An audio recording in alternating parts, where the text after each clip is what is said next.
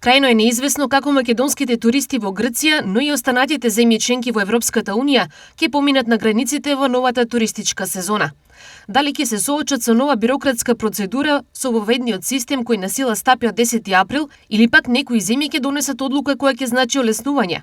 На оваа тема министерот за транспорт и врски Александар Николовски не даде дециден одговор, напоменувајќи дека ова не е само техничко, туку и политичко прашање. Николовски изјави дека предвремени изјави би можеле повеќе да расипат отколку да направат. Ова покрај технички се и политички прашања.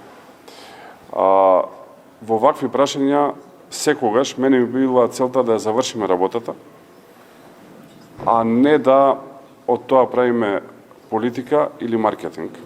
Јас нема да го правам она што го прават колегите од соседните држави, затоа што на тој начин го уништуваат процесот.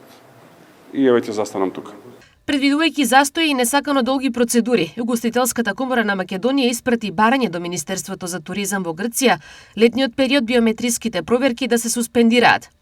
Дали туроператорите очекуваат помал интерес поради мерката на системот ЕС?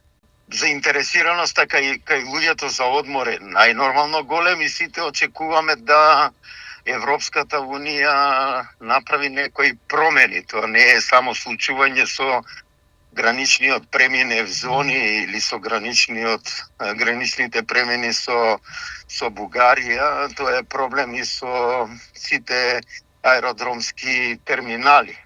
Значи не е проблем само за македонските, српските, албанските, косовските и не знам босанските, црногорските граѓани, туку општо е проблем за сите граѓани кои што не се членки на Европска Унија.